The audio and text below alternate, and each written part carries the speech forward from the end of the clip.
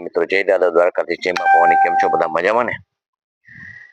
મિત્રો આજે આપણે વાત કરી જડતા.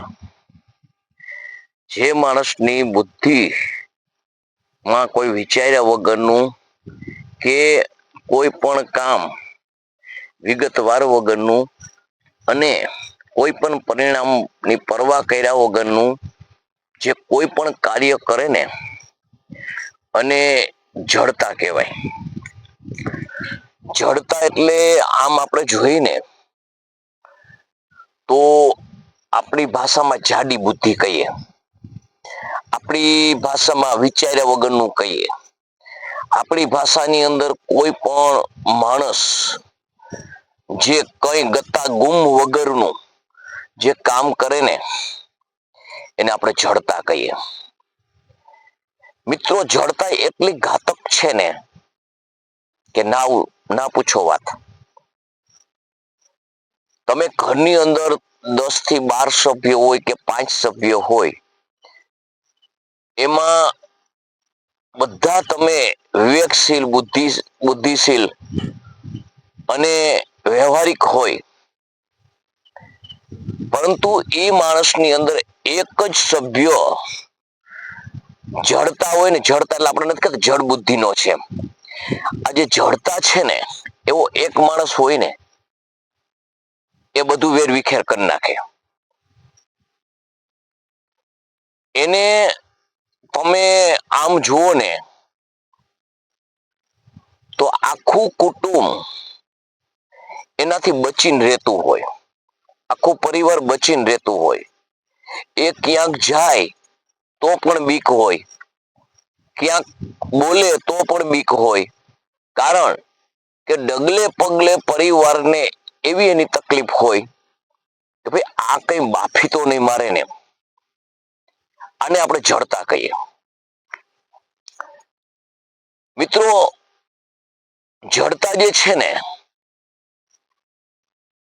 એને તમારું ખરાબ કરવું છે, તમારું ખોટું કરવું છે, આ કરાય આ ન કરાય, આનું પરિણામ આ આવશે, આને આ ભોગવવું પડશે, આવી કોઈને ગતાગુમ ન હોય.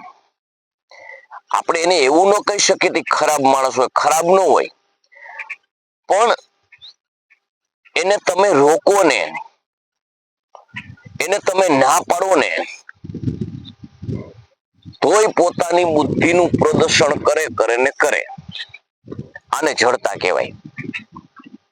એને તમારા દિલને ઠેસ પહોંચાડવાની, હું કરું છું ખરાબ કરું છું, આવી પણ એને ગત્તા ગુમ ન હોય. આને જડતા કહેવાય. આ માણસ છે ને એ ક્યારેક એવી જડતા કરી નાખે છે ને જેનું પરિણામ પરિવારને જન્મો જન્મ ભોગવવું પડશે અને કોઈ દી પુરાય નહીં એવું પરિણામ ભોગવવું પડે છે.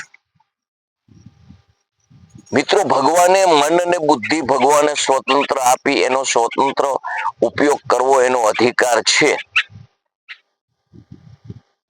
પરંતુ આપણે એવું પણ એને ન કહી શકીએ કે મન અને બુદ્ધિ આને નથી આપી. મન અને બુદ્ધિ આપી જ છે. પણ મિત્રો જીવનની અંદર એવું છે કે મેં તમને ઘણા એવા અમારા વિડિયાની અંદર કીધું છે કે આપણે જે જીવનમાં સતત વાગોળીએ પાકું થાય, જે આપણે એનું મનન કરીએ પાકું થાય, આના માટે મંથન કરવું પડે, આવું આપણે ઘણા ઘણા વિડીયોમાં કીધું છે. એવી જ રીતે આમાં પણ જેના જીવનની અંદર જડતા બેસી જાય ને એને કદાચ ને તમે પાસે બેસાડીને ગમે તેવું સમજાવો ને તો એ હા કહેશે, સ્વીકારશે, બધું એ કહેશે, પણ અમલમાં ન લઈ શકે, એની બુદ્ધિમાં ન ઉતારી શકે. કારણ કે એનું લેસનની પદ્ધતિ એના જીવનમાં જે પોતે કરે છે એ જ એને પાકી કરી નાખી છે. એટલે એનાથી એના મગજ ઠાસો ઠાસ ભર્યું હોય એટલે તમારું કીધેલું કોઈ વસ્તુ, વિચાર, વાણી, વિવેક કોઈ પણ એમાં સમાય નહીં. એટલે એ જડતા કોદી જાય નહીં. આ મિત્રો જડતા છે ને એ કેમ આવે? એમ જડતા આવે છે કેમ? તો મિત્રો એની પાયાની આપણે વાત કરીએ ને,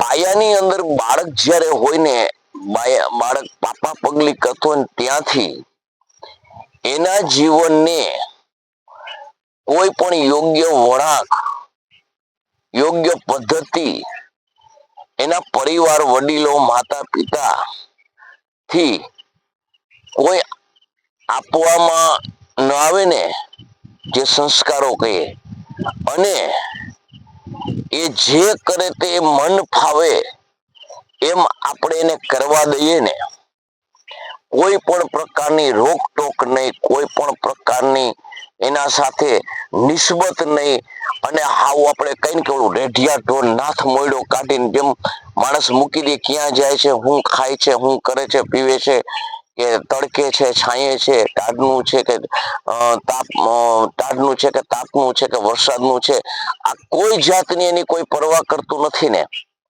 એવી રીતનું જ્યારે આપણું સંતાન જે ઉગે અને યુવાન થાય ત્યાં સુધી કોઈ પણ જાતની સંભાળ આપણે લઈએ નહીં ને, એને ટાઈમ આપીએ નહીં ને, ત્યારે એનામાં આવા ગુણો બેસી જાય છે.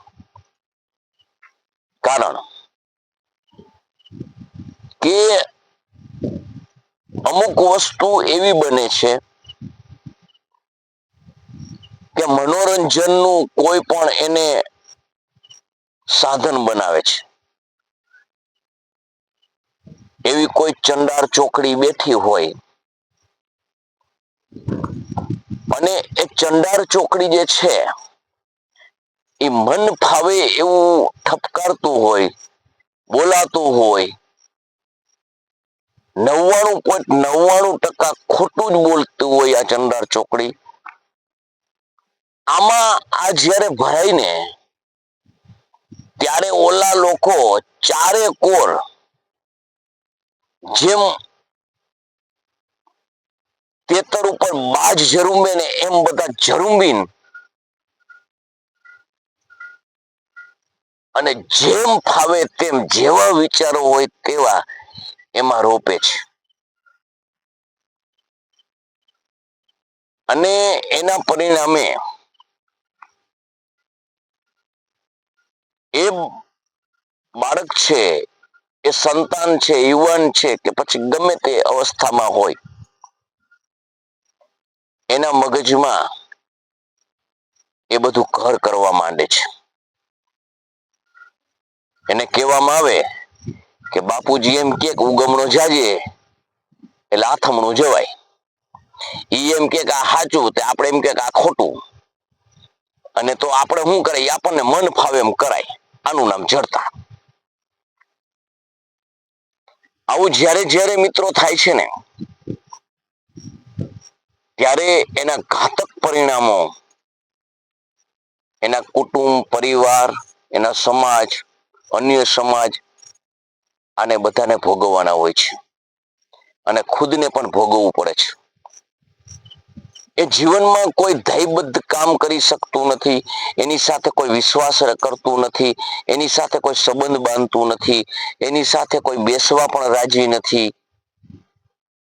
આ માણસ સમાજમાંથી તદ્દન ફેંકાઈ જાય છે. આ માણસનું કોઈ નામ લે ને તો મારા નફરત, અરુચિ,